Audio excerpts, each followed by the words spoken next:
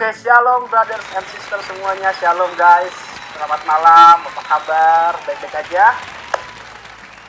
Semoga kita baik-baik aja ya, semoga kita terus sehat selalu dalam Tuhan. Amin.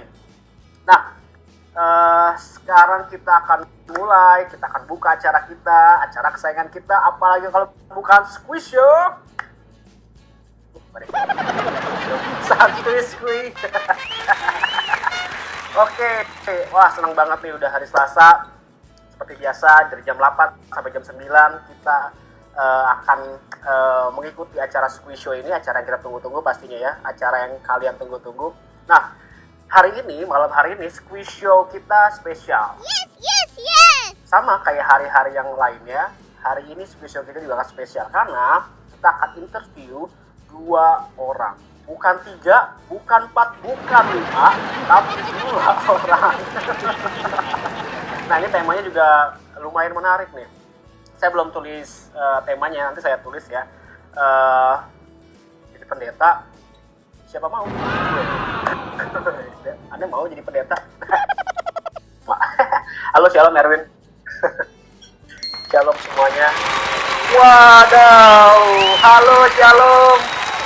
Pastor Nathan, halo shalom, Pastor Paul.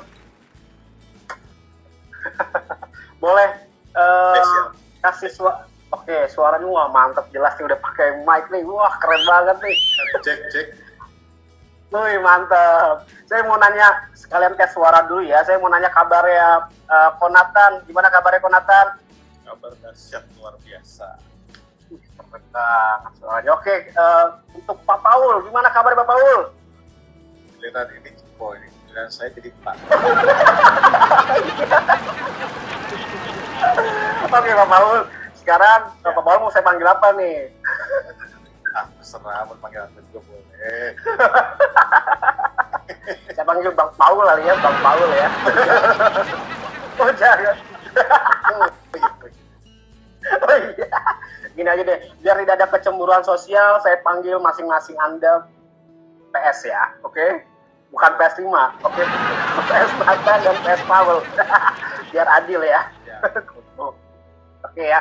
Oke, selamat datang nih, terutama buat Pastor Paul yang baru pertama kali join jadi narasumber kita. Mungkin kalau Pastor Nathan sudah sering ya, mungkin hampir setiap Squish Show Pastor Nathan jadi narasumber. Nah sekarang jadi Tuhan sudah ada narasumber baru, akhirnya ada narasumber baru. Nah, tema kita malam hari ini Pastor Nathan dan Pastor Paul jadi pendeta, siapa mau? Nah ini lumayan menarik ya, Pastor Nathan dan Pastor Paul, karena sekarang ini tuh banyak orang-orang yang punya persepsi yang salah tentang seorang pendeta gitu loh. Apalagi kan sekarang sosial media ini udah begitu berkembang gitu ya. Jadi orang mau ngomong apa tuh bebas gitu loh. Nah, sekarang kenapa Pastor Nathan? Jadi nggak mau jadi pendeta. Nah itu makanya, jadi banyak persepsi-persepsi yang mungkin salah, mungkin juga benar. Nah kita nggak tahu. Nah makanya kita mau coba berbincang-bincang sama kedua pendeta kita di sini, kedua pastor kita di sini, Pastor Nathan dan Pastor Paul. Nah ini pertanyaannya sama, jadi mungkin nanti dijawabnya bergantian kali ya, biar tidak ada kecemburuan sosial sekali lagi. Tapi sebelumnya nanti kita kayak biasa kita harus mengucapkan yel-yelnya Squish Show nih. Kalau saya bilang Squish Show, Santuy Squish. nah nanti tapi bersama-sama ya, barengan ya. Nanti barengan. Jadi Pastor Nathan dan Pastor Paul nanti jawabnya barengan. Oke. Ya saya briefing dulu dari awal ya. Oke ya. Oke, shalom brother and sister. Sekarang kita lagi di iglevia.hopechurch.id sedang menyaksikan acara yang kita tunggu-tunggu, apalagi kalau bukan Squish Show. Santuy Squish. Mantap, keren banget. Oke, ngomongin soal tema kita malam hari ini tentang jadi pendeta, siapa mau? Nah, saya mau nanya dulu nih, untuk Pastor Nathan dan Pastor Paul tentunya ya. Gimana sih asal mulanya Anda berdua ini nyemplung atau berkecimpung di dunia kependetaan? Apakah disengaja ataukah nggak disengaja? Nah, mungkin Pastor Nathan duluan ya yang jawab. Betul, setuju. Ya, nanti gantian. Saya suaranya denger ya? Suara denger ya? Dengar. Kasih jempol dulu kalau denger semuanya. Sip. Jadi sebetulnya buat timnya Hope, saya udah pernah sharing ya. Saya dari kecil nggak pengen jadi pendeta, nggak pengen, nggak pernah mimpi juga gitu ya. Bahkan waktu mulai merasa dapat panggilan berkali-kali mau lari gitu ya. Tapi kenapa akhirnya mau gitu ya? Ya karena saya merasa Tuhan tangkap saya. Tuhan sendiri yang nangkep. Kalau ditanya pengen nggak punya cita-cita nggak. Tapi kan kalau diceritain panjang, jadi saya jawab dengan singkat. Tuhan yang tangkap saya nggak bisa lari kemana-mana. Bahkan secara khusus spesifik jadi gembala juga Tuhan yang nangkep. Kan sebetulnya kalau orang punya pilihan bisa ngambil pilihan yang lain gitu ya. Tapi berkali-kali saya bernegosiasi sama Tuhan. Berkali-kali saya, coba Tuhan, nggak bisa jangan deh. Tapi semakin bernegosiasi ya semakin kenceng gitu, semakin ditangkapnya semakin sungguh-sungguh. Dan yang sama Hope Church ini nggak tahu kenapa gitu ya, saya jatuh cinta sama Hope Church, saya jatuh cinta sama saudara-saudara. Jadi waktu tiap kali saya khotbah dasarnya harus kasih, ya itu karena saya ngalamin. Jadi waktu jatuh cinta ya kepikirannya Hope Church terus, doanya Hope Church terus. Kurang lebih jawaban saya begitu.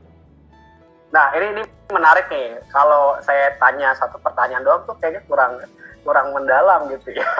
Pertanyaan tambahan buat Pastor Nathan. Gimana tahu caranya Tuhan yang tangkap itu, Pastor? Nah, itu kan jawaban yang panjang ya. Berkali-kali saya mau lari. Salah satu contoh, berkali-kali saya mau lari. Tuhan, waktu saya sekolah dulu, saya punya pikiran, wah keren juga ya bisa sekolah di Amerika. Terus lucunya saya ketemu orang yang setelah sekolah teologi dapat beasiswa ambil jurusan lain. Saya ketemu sampai 2 orang di Indonesia yang sekolah teologi, terus lulus, terus dapat beasiswa sekolah lain. Karena mereka live dari Bogor. Wow, live. Oke, nggak apa-apa. Kita akan undang lagi tentunya. Karena kalau saya nggak bisa jadi narasumbernya, karena saya bukan pendeta. Oke ya, kita invite lagi. Halo, shalom lagi. Pastor Paul. Halo, sorry. Oke. Ya, silakan Pastor Nathan, tadi diulangi sedikit dan dilanjutkan. Ya, kalau tanya pengen tahu gimana kan caranya Tuhan panggil ya. Nah, saya cerita sebaliknya, saya pengen lari berkali-kali nggak bisa gitu kan. Jadi waktu pengen sekolah lain, ambil jurusan lain, karena udah ada 2 contohnya gitu ya, ada lulusan teologi, terus dapat beasiswa, yang satu engineering terus kerja di Boeing, yang satu dapat di Yale, terus dia buka law firm gitu ya. Wah, saya pikir keren banget, mungkin ini cara Tuhan nih supaya saya bisa hidupnya mapan gitu ya. Ternyata saya dapat beasiswa lagi, bukannya engineering, bukannya law, tapi saya dapat beasiswanya teologi. Tambahnya itu salah satu contoh. Lama-lama saya yakin ceritanya panjang dan banyak ya, tapi itu berkali-kali terjadi. Oke, di Bogor hujan ya, mungkin di Bogor hujan. Oke, sekali lagi salam buat teman-teman yang baru join di live.hopechurch.id. Sekarang Anda semua dan saya Anda semua sedang menyaksikan acara Squeeze Show Santai Squeeze. Nah, hari ini kita live, narasumber kita di kota hujan, kota Bogor. Gitu banyak banget teman-teman kita juga dari Bogor.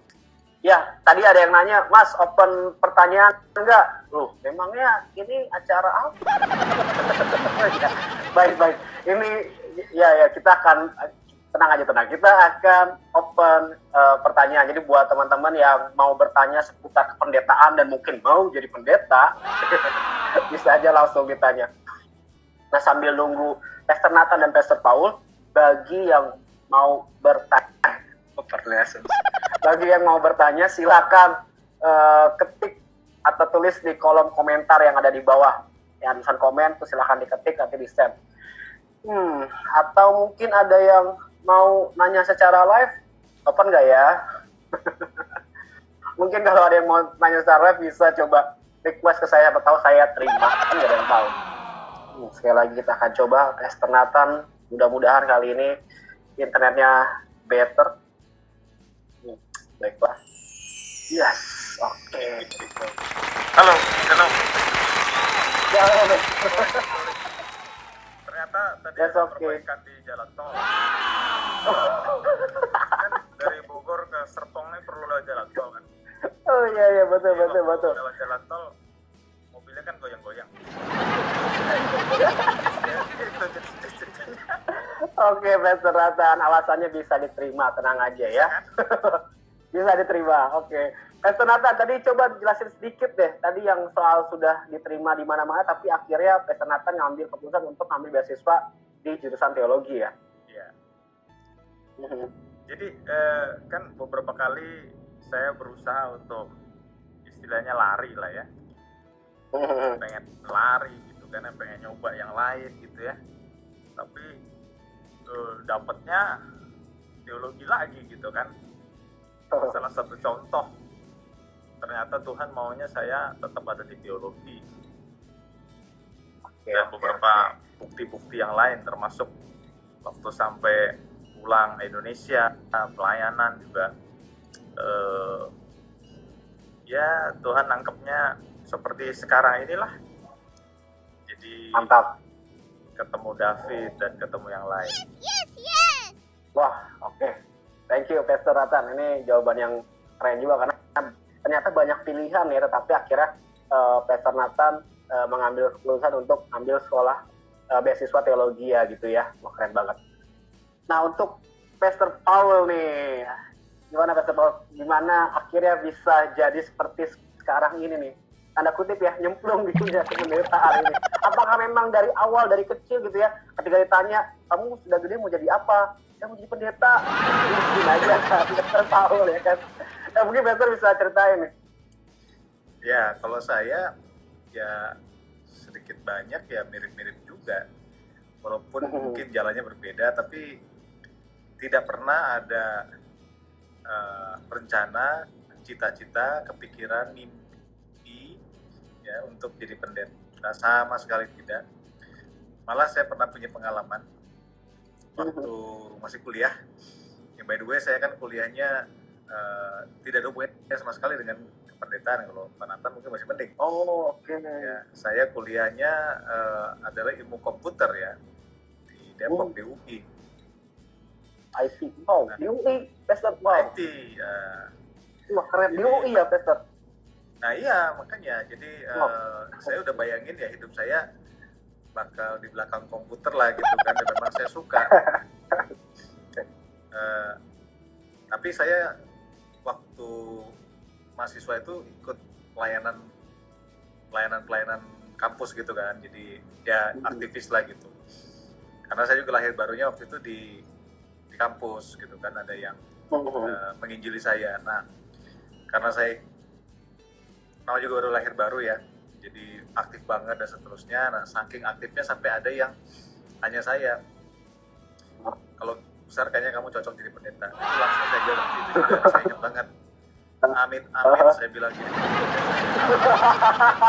Saya pikir amin. Amin. Saya ingat banget, itu lagi makan pecel lele di Margonda, saya ingat banget.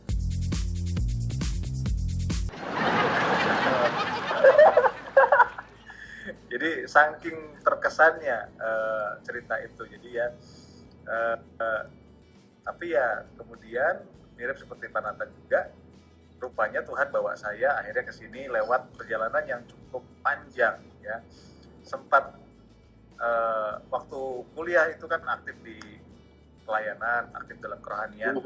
Tapi begitu masuk ke dalam dunia kerja, teman-teman sesama anak Tuhan yang ya pergaulan kita bagus gitu kan, tapi masuk dunia kerja ada lagi tantangannya. Sampai kemudian 5 tahun saya kerja di daerah Bendungan Hilir situ. Bahkan saya punya perusahaan sendiri waktu itu. Wow, apa tuh? Sekarang gitu ya, kalau sekarang tuh startup. Waduh, keren banget. Itu tahun 96. Waduh, keren. 95.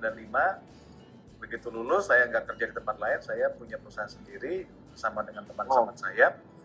Tapi ya tahu sendiri kan, melewati 98. Krisis ekonomi 99 dan seterusnya.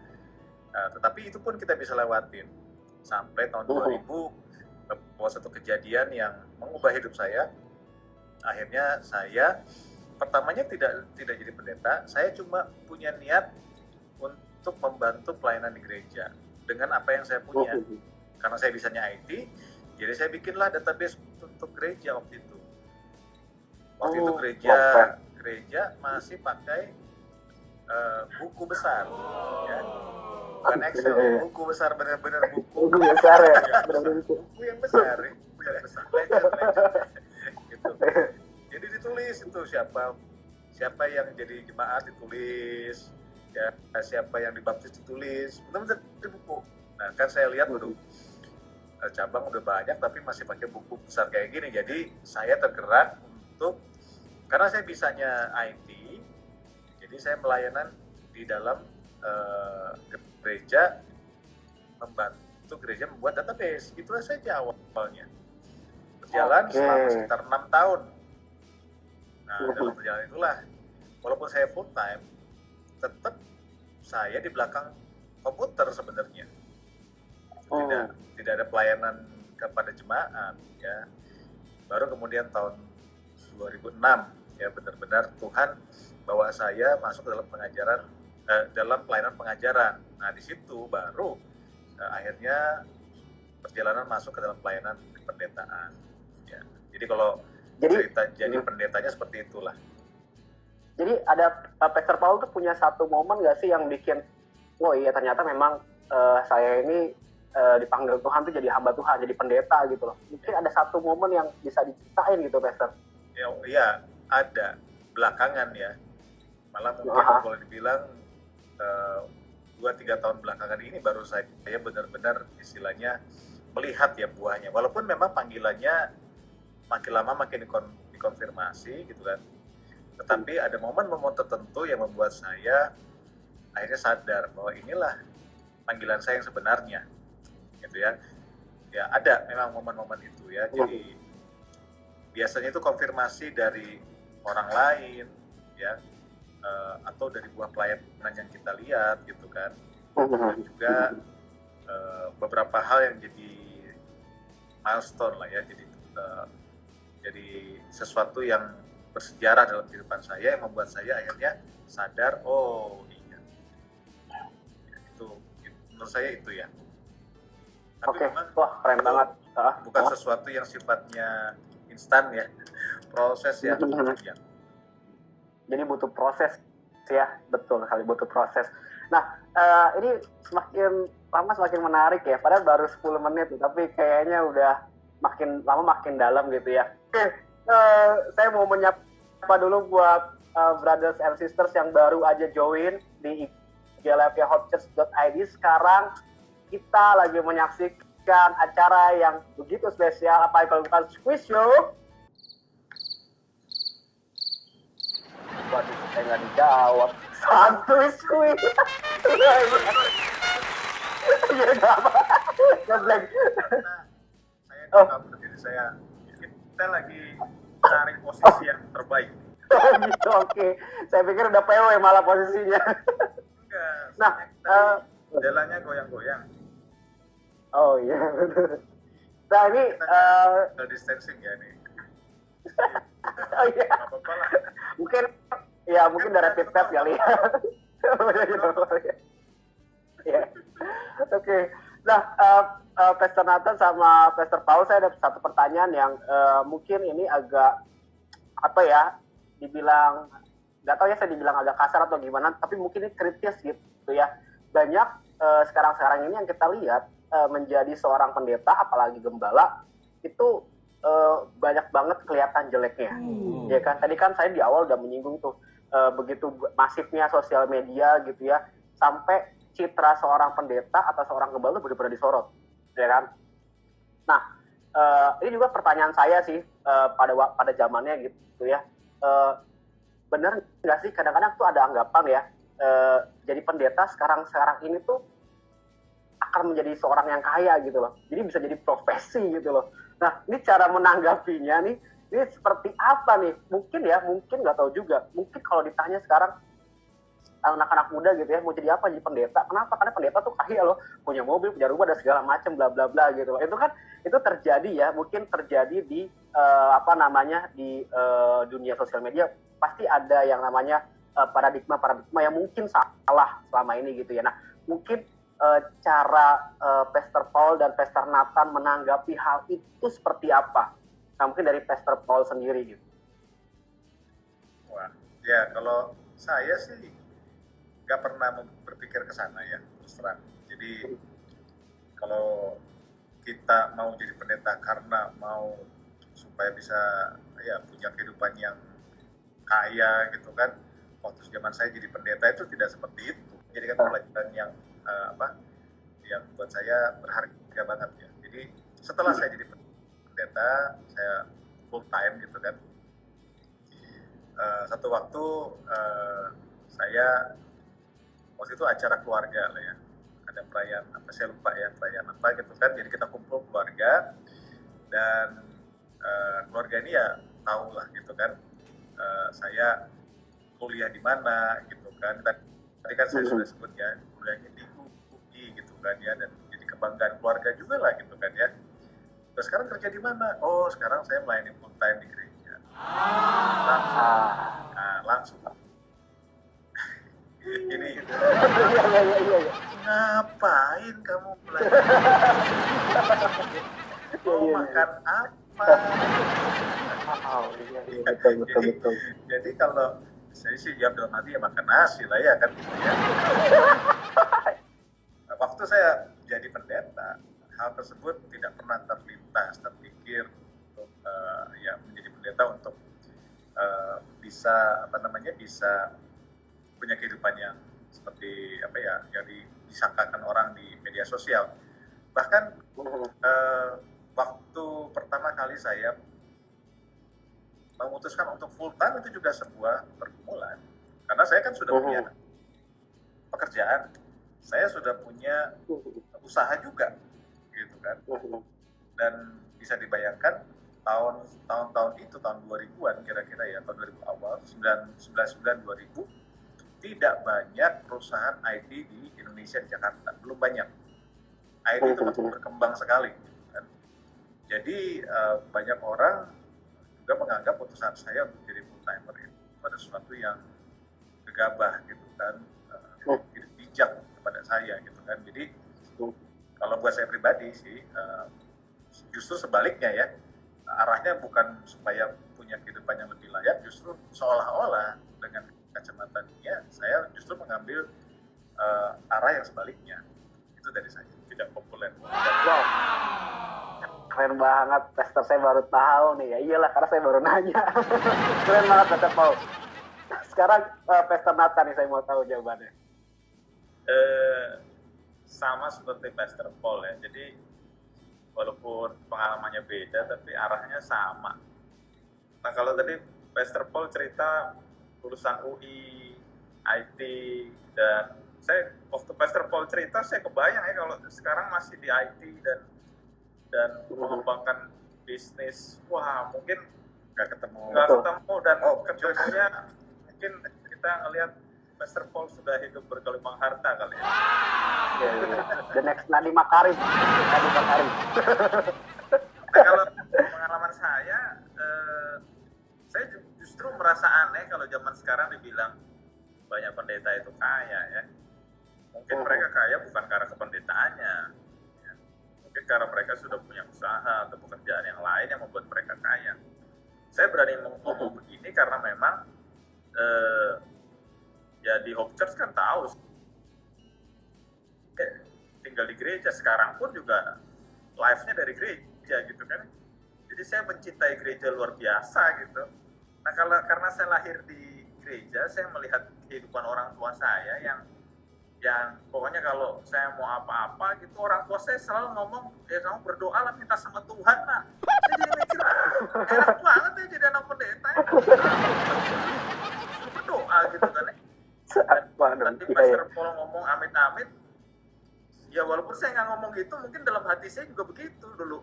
Karena saya nggak enak banget sih jadi istilahnya, jadi keluarga pendeta tuh ya.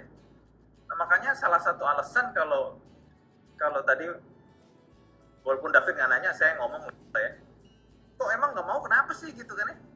Ya saya ngomong salah satu alasan saya dulu waktu masih lebih muda dari sekarang kan, walaupun sekarang kita masih muda, ya kan kita pengen menikmati keindahan dunia, kenikmatan dunia itu pengen lah. Bohong kalau dibilang, wah nggak mau kita orang kudus, orang suci, nggak suka begitu-begituan. Enggak juga lah, kita juga pengen.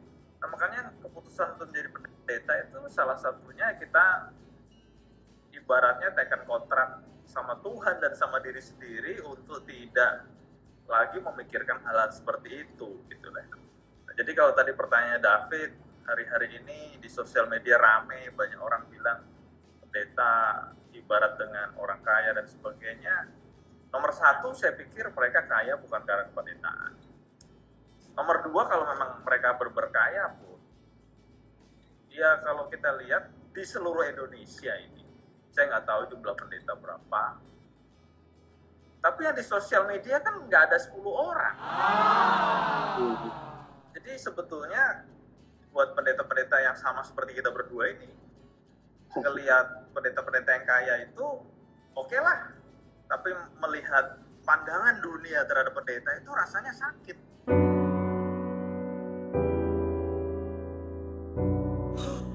Kenapa? Karena gara-gara tidak ada 10 orang itu jadi mengeneralisasi bahwa semua pendeta hidupnya seperti itu. Enggak. Kita berdua tetap rendah hati, kita berdua tetap sederhana. Itu kan kelihatan kan?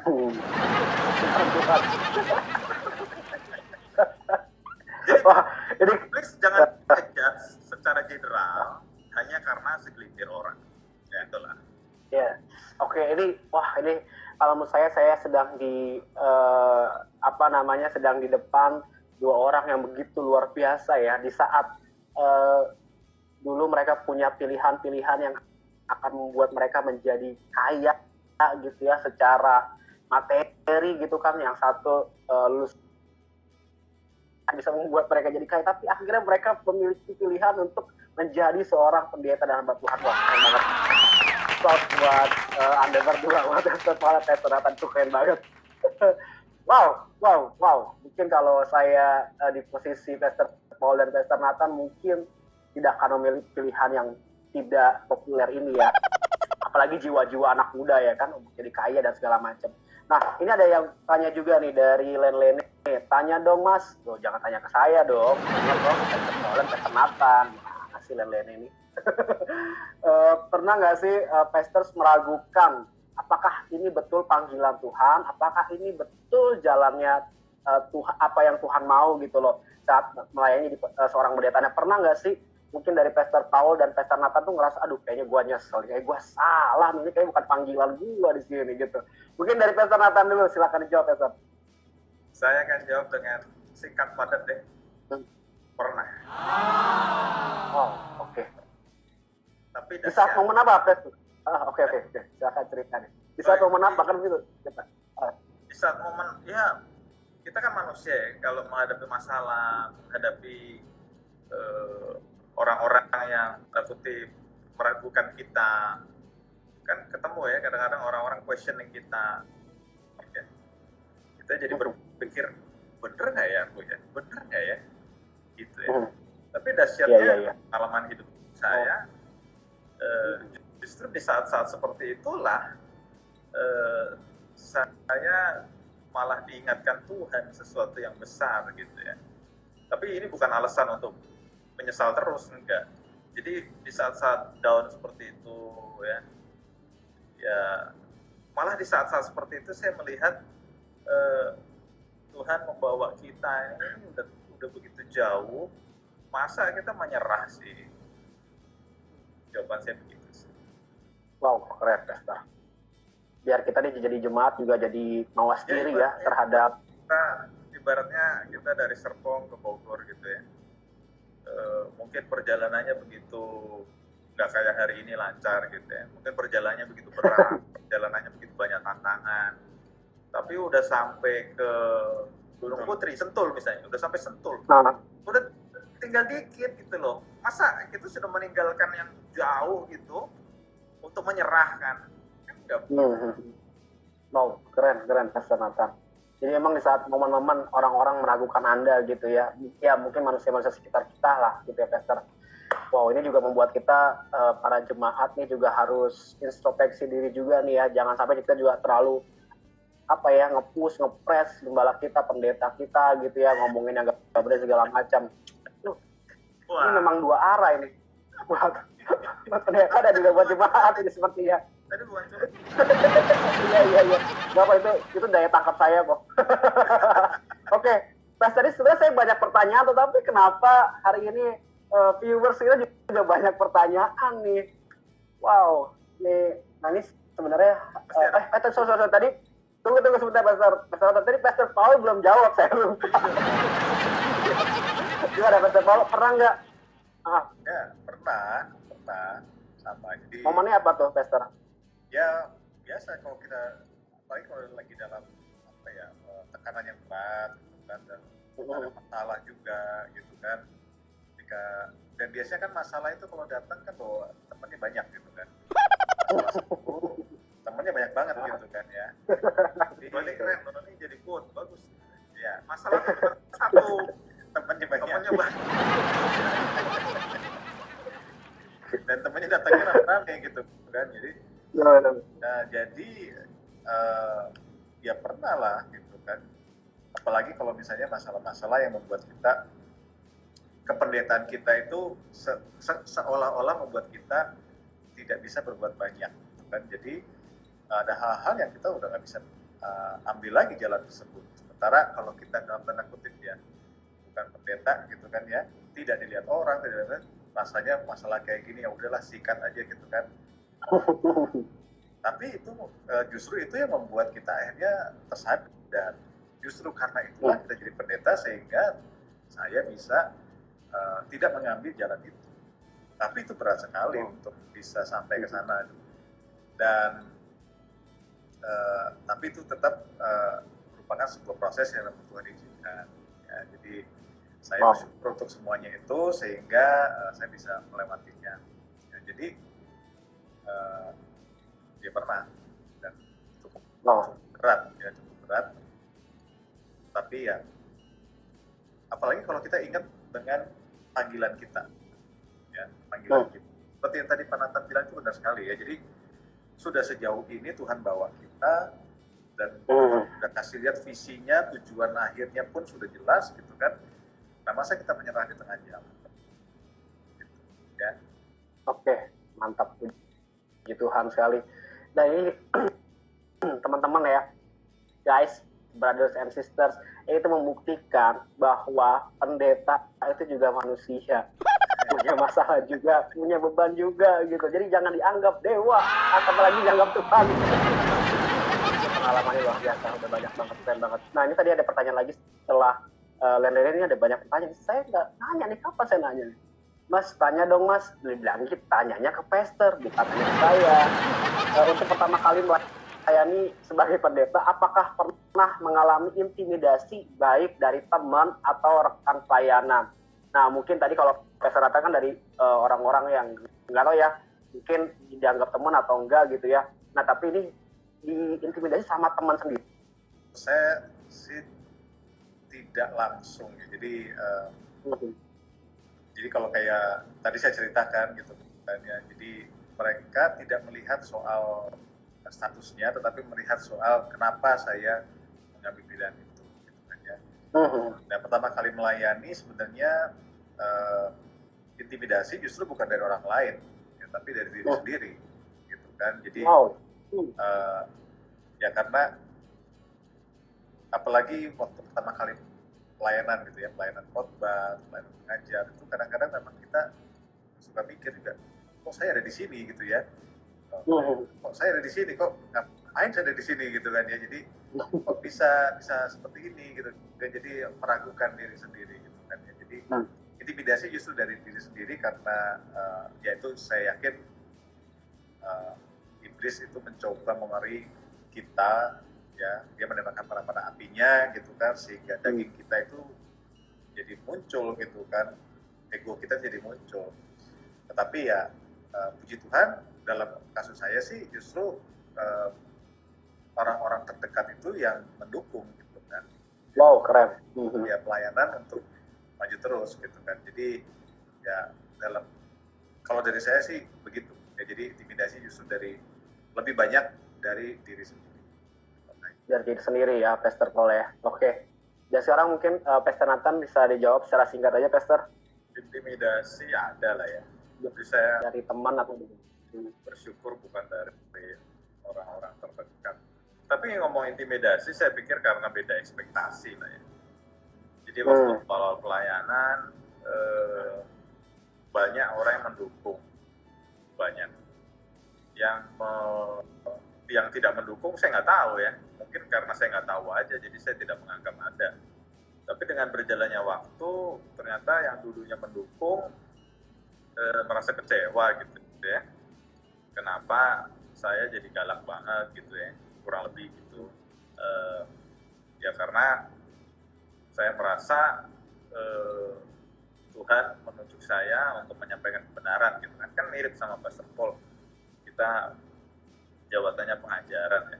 Dan di zaman-zaman ini kan sebenarnya banyak orang yang senang dengar yang enak-enak gitu. Saya step out atau step up gitu ya. Saya pikir, harus kasih yang bener lah gitu ya. Dan saya pikir ya karena beda ekspektasi, ya, mereka yang awalnya mungkin pengennya, bagus ya, khotbahnya yang enak-enak gitu ya. Ada pernah orang ngomong ke saya, jadi saya nggak mau. Saya bilang saya mau menyampaikan yang Tuhan sampaikan gitu. Nah, dengan berjalannya waktu orang-orang seperti itu ya semakin tanda kutip semakin kecewa. Ya yang meragukan ya begitulah jalannya seperti itu. Dari saya sih. Jadi orang-orang yang berekspektasi lebih ke Pastor Nathan menurut mereka ekspektasi mereka masing-masing gitu Pastor ya. Ya. Tapi Pastor Nathan punya ekspektasi yang berbeda lah ya.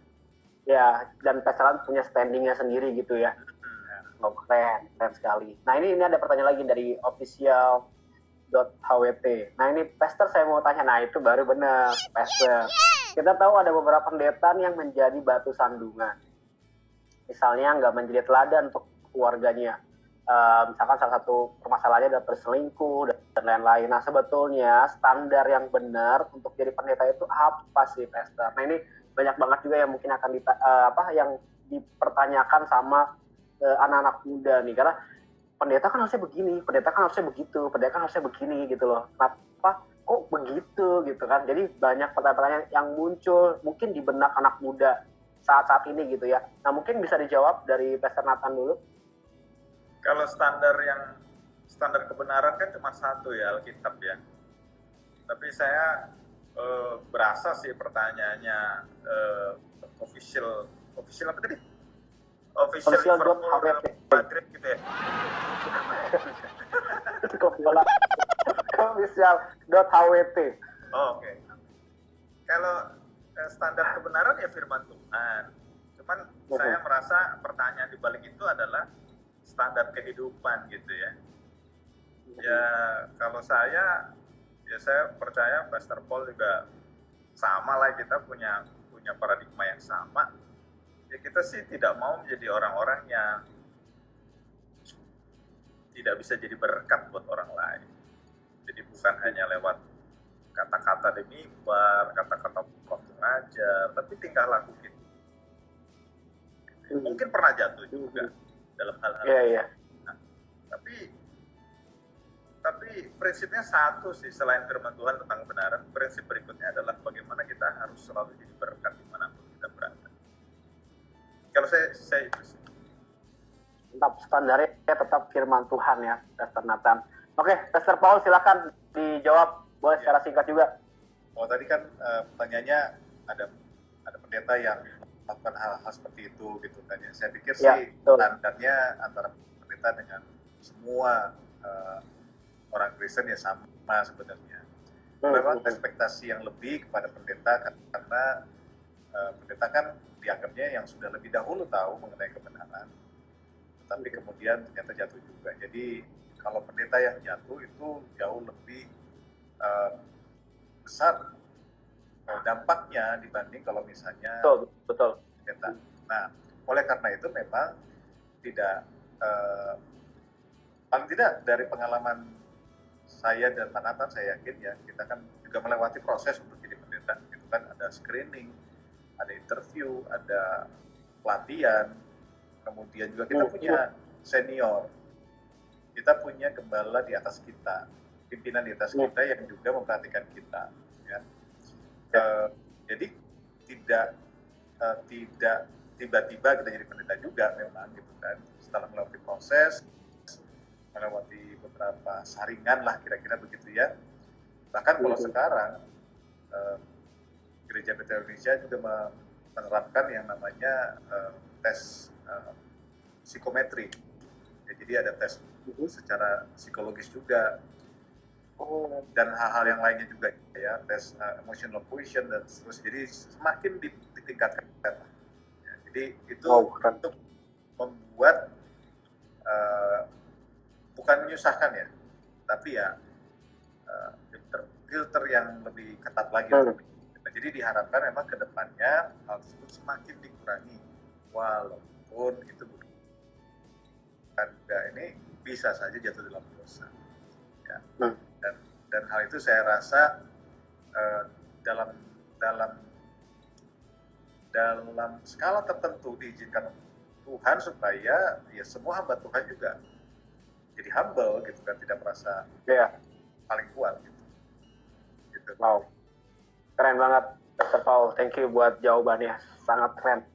Nah, udah 40 menit nih, sebelum saya lanjut lagi nih, saya mau menyapa buat brothers and sisters yang baru aja join di iglapyahopchurch.id. Kita sudah mulai dari jam 8 sampai jam 9 di acara kesayangan kita, paling kalau bukan Squeeze Show. Santuy Squeeze. Iya, mantap. Ini buat teman-teman yang nggak menyaksikan acara Squeeze Show dari awal, ini seru banget, perbincangan ini seru banget. Jadi bisa nonton di rerunnya di YouTube kita di Hope Church Indonesia, dan di Facebook kita juga di Hope Church Indonesia, dan juga di IG TV nanti kita akan upload untuk yang live ini ya. Nah, ini ada pertanyaan lagi nih dari Lina_you. Lahir di RS dong, masa di gereja? Bukan, itu pertanyaan ya. Soalnya tidak pakai tanda tanya, saya pikir pertanyaan dong. Oke, sorry Mas Delina. Ini ada pertanyaan dari Carla Versia. Mau tanya juga dong Pastor. Nah, ini benar dong Pastor ya. Sebagai seorang pendeta, apakah boleh menjadi motivator dunia? Apalagi saat ini seperti ini ya, sebagai pendeta bertugas untuk menguatkan para jemaat, dan gak sedikit juga yang arahnya lebih ke motivator dan bukan ke firman Tuhan nih. Nah, ini gimana nih? Jadi mungkin kalau arahnya lebih ke motivator, mungkin untuk menguniversalkan kali ya, atau nggak tahu deh. Rupanya boleh nggak sih sebenarnya jadi motivator dunia? Dari Pastor Paul dulu nih. Ya, dibilang boleh nggak boleh ya boleh-boleh aja gitu kan ya. Kita kan bukan yang mengeluarkan fatwa kan. Iya. Oke. Tapi mungkin kekhawatirannya adalah tadi yang kayak Ngara Versia bilang ya. Nah, memang kan ya saya nggak bisa ngomong terlalu banyak ya. Tapi artinya begini, biar bagaimana kan yang namanya menjadi motivator gitu kan, itu kan adalah bagian dari sebuah industri juga sebenarnya gitu. mana di Ya. sana memang ada kebutuhan dan ada supply dan ada demand juga gitu kan. Jadi Ya. kalau saya melihatnya hal tersebut sah-sah saja dalam artian ketika seseorang memang punya panggilan ke sana dan menjadikan itu bagian dari penghidupan dia gitu kan. Sekarang pertanyaannya kalau pendeta bagaimana? Ya, pendeta ya di dalam skala tertentu ketika kita menyampaikan firman juga memang harus memberikan semangat, memberikan motivasi juga. Tapi perbedaannya adalah kita harus mulai dengan dasar firman Tuhan dulu, gitu kan. Wow. Jadi tetap kita juga harus ada memberikan semangat, gitu kan, memberikan penguatan kepada orang-orang yang bahkan itu kan memang panggilan kita juga sebenarnya. Tapi memang kita melaksanakannya tentunya dengan penuh kudus, gitu kan. Bukan sekedar supaya orang senang, gitu kan. Karena di dalam kalau kita baca dari firman Tuhan, Paulus bilang sama Timotius kan, kalau kita menyampaikan firman itu punya beberapa fungsi. Di antaranya adalah membangun, tapi juga menegur kan, dan mengkoreksi kan, di situ kan. Nah, tentunya itu juga harus ada di dalam. Tidak hanya sekedar memberikan semangat saja. Itu kalau dari saya. Mantap banget, Pastor Paul, jawabannya. Mantap. Pastor.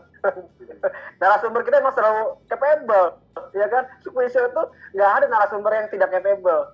Guys, jadi kalau Anda mau dicerahkan gitu ya, tentang Kristenan, nonton dong Squisho setiap Selasa dan Kamis jam 8 malam. Oke, Pastor Nathan silakan jawabannya. Singkat aja nih, saya pasti punya banyak pertanyaan sebenarnya. Saya tidak akan jawab boleh atau tidak ya, tapi saya waktu David nanya itu keinget satu tokoh namanya John Maxwell. John C. Maxwell, oke. Seorang pendeta, seorang gembala yang saya kagum lah ya. Dulu kalau nggak salah dia mengembalakan di daerah Atlanta, Georgia. Nah, tapi karena dia punya panggilan yang dia rasa lebih besar dari gereja, dia punya panggilan, saya baca bukunya keren banget. Gereja itu harus jadi berkat bukan hanya secara spiritual, tapi banyak faktor atau banyak aren dengan dasar Alkitab. Dan akhirnya kita tahu sekarang John Maxwell jadi guru leadership yang hebat banget. Basicnya semua dari Alkitab, semuanya mengenai bagaimana memimpin orang sesuai dengan firman Tuhan ya. Walaupun memang dia tidak sebut ayat terlalu sering gitu ya di buku-bukunya, bahkan bukunya dipakai banyak universitas yang sekuler. Jadi saya tidak akan jawab boleh atau tidak, tapi saya bercermin dari pengalaman John Maxwell, kalau bisa jadi berkat untuk wawasan atau untuk dunia yang lebih luas, kenapa tidak? Gitu sih. Asal tadi yang Pastor Paul sampaikan benar, jadi kita tetap dasarnya tetap dari Alkitab, jangan ngaco lah gitu ya. Kalau ngaco bukan jadi motivator itu mah, jadi batasan ya. Jadi wah keren banget, Pastor. Saya jadi teringat nih. Jadi kayak John C. Maxwell itu kayak mengalkitabkan dunia gitu ya, sampai nggak tahu ini bukan quote-nya John C. Maxwell, tapi saya rasa ini jadi akhirnya mendunia dari Alkitab. Kayak satu quote, semua akan indah pada waktunya. Itu kan dari Alkitab. Waktu itu saya Alkitab, tapi keren, hampir semua orang tuh pakai itu ya. Wow, itu luar biasa menurut saya. Keren banget. Nah, waktu kita tinggal 9 menit lagi nih, Pastor Paul sama Pastor Nathan. Saya punya banyak pertanyaan, tapi mungkin nggak bisa semuanya nih. Nah, ini kan part 2 mungkin ada ya nanti yang ke Bogor lagi, atau Pastor Paul mungkin nanti ke Tangerang ya. Nah ini Pastor Paul, Pastor Nathan, ini kan yang saya tahu dari intel saya ya bilang gitu ya, Pastor Nathan dan Pastor Paul ini tergabung dalam sebuah divisi pengajaran, ya kan, sebuah divisi pengajaran. Ini kan menurut saya cukup berat ya. Jadi kayak Pastor Nathan dan Pastor Paul itu harusnya lebih banyak tahu mengajar gitu ya, Pastor Paul dan Pastor Nathan. Nah, pertanyaan saya adalah gimana caranya nih? Ini caranya ya. Menjaga Pastor Paul dan Pastor Nathan itu tetap rendah hati. Nah, kadang-kadang ya Pastor Paul, Pastor Nathan ya, kadang-kadang orang yang jadi pendeta di sekolah teologi ya gitu ya, dengar khotbah kadang-kadang tuh suka ngejudge. Ini saya dengar dari teman-teman saya ya. Kadang-kadang, wah khotbahnya nggak bener, lu salah lu lulusan apa sih? Lu lulusan teologi ya lu. Dia lu nggak bener dan lu nggak berhak ngomong karena lu bukan lulusan teologi ya. Lulusan teologi ya, jadi gue boleh ngomong. Nah, kadang-kadang suka seperti itu ya, sadar atau tidak sadar. Jadi ada yang namanya kesombongan rohani nih. Nah, gimana caranya Pastor Paul dan Pastor Nathan ini sadar dan mengikis hal-hal itu? Nah, mungkin singkat aja nih ya, karena waktu kita tinggal 7 menit lagi. Mungkin saya kasih waktu 2 menit, 2 menit. Ya mungkin gak cukup ya. Silakan Pastor Paul dulu deh. Nanti baru Pastor Nathan. Ya, nah kalau saya, terus terang, saya sih, karena saya punya teman, ya, salah satunya Pak Pastor Nathan ya, dan teman-teman saya yang lain yang membuat saya, ya, melihat bahwa mereka juga dengan pengalaman, dengan pengetahuan yang jauh lebih banyak gitu kan daripada saya pribadi lah, saya tahu gitu kan, tetapi mereka tetap humble gitu kan. Jadi, dan saya juga pribadi juga sama, tapi kalau saya melihatnya begini, satu hal yang saya temukan adalah ketika semakin saya mengerti firman Tuhan, semakin saya banyak belajar, semakin saya tahu bahwa saya nggak tahu apa-apa. Wow, keren. Jadi itu yang saya temukan. Ternyata semakin saya masuk ke dalam pengajaran, ke dalam belajar dari firman Tuhan, semakin saya melihat bahwa ini begitu luas, dalam, dan tinggi, dan lebar firman Tuhan itu, sehingga siapa saya bisa menyembuhkan diri. Dari saya sih singkatnya itu. Wow, keren banget Pastor. Jadi semakin tahu firman Tuhan, malah jadi kayak semakin banyak yang saya nggak tahu ternyata ya. Oh, keren banget. Pastor Nathan, silakan Pastor Nathan. Keren banget. Satu kata aja, sama.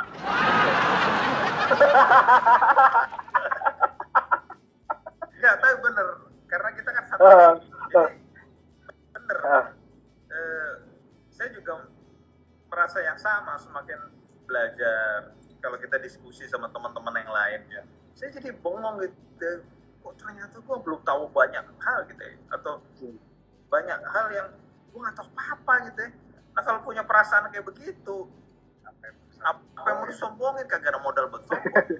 Terus udah gitu kita ngeliat senior kita yang lebih hebat, lebih canggih lah ya, kalau ngomong itu kayaknya ngelotok banget tuh. Kayaknya berjalan deh, kamus berjalan, ensiklopedia berjalan, komentari berjalan.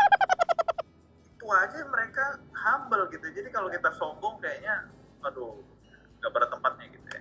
Jadi belajar, terus bergaul sama orang yang benar mungkin ya, itu yang membuat kita keep humble.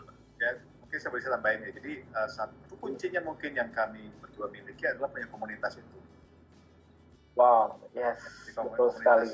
Memang mereka semua humble, walaupun saya tahu mereka punya kapasitas yang luar biasa. Setengah dewa. Wow, keren. Ya, itu Avenger gitu. Ya. Keren banget. Jadi Wikipedia berjalan. Benar banget ya. Wikipedia berjalan ada ya bahkan ya. Jadi lah makanya salah satu kuncinya berarti adalah komunitas ya. Jadi komunitas juga menjaga Pastor Paul dan Pastor Nathan juga keep humble ya. Keren banget. Komunitas guys, mereka saja yang sudah wawasan Alkitabnya mungkin lebih tinggi dari kita, lebih luas dari kita aja butuh komunitas. Bagaimana dengan kita? Nah, saya ini sebenarnya masih belum puas dengan pertanyaan, dan mungkin teman-teman juga masih punya pertanyaan, tapi benar kata Pastor, mungkin nanti di lain kesempatan kita akan buat part 2 yang di pendeta, siapa mau part 2. Oke, itu aja mungkin. Udahlah, nggak usah ada kalimat penutup ya Pastor Paul, karena waktunya sudah cukup lagi. Jadi thank you banget, Tuhan Yesus berkati buat pelayanan Pastor Paul dan Pastor Nathan, buat keluarganya diberkati juga, buat apapun yang dirindukan juga Tuhan akan penuhi dan cukupkan. Amin. Thank you Pastor Paul dan Pastor Nathan. Tuhan Yesus memberkati. Bye. Ya. Itu seru banget guys. Tadi kita ngobrol-ngobrol sama dua pastor yang begitu keren banget ya, bagaimana hidup mereka, terus akhirnya mereka jadi seorang hamba Tuhan, jadi seorang pendeta seperti saat ini. buat teman-teman yang ketinggalan nonton, langsung aja di 2 hari kemudian gitu ya, kita akan buat trailernya di channel YouTube kita. Channel YouTube kita adalah Hope Church Indonesia, jadi langsung dicari aja, di search, langsung di subscribe. Nah, di Facebooknya juga ada, nanti Facebooknya Hope Church Indonesia, dan di IGTV nanti kita juga akan upload di IGTV-nya hopechurch.id. Jadi jangan lupa ditonton bagi yang belum nonton dari awal, dan gue yakin ini keren banget dari awal sampai akhir. Dan benar kata hari Independence Day ya, pasti akan ada. Oke, sampai ketemu hari masih mau jadi pendeta. Emang saya bilang mau jadi pendeta. Ternyata masih banyak bos kita aja. Oke, sampai ketemu di hari Kamis nanti jam 8 malam juga ada edisi yang spesial juga nih. Wow, kita akan mengkritik soal pelayanan di gereja. Kita akan kupas tuntas di acara Squeeze Show. Santuy Sri. Bye guys. Good night. Shalom.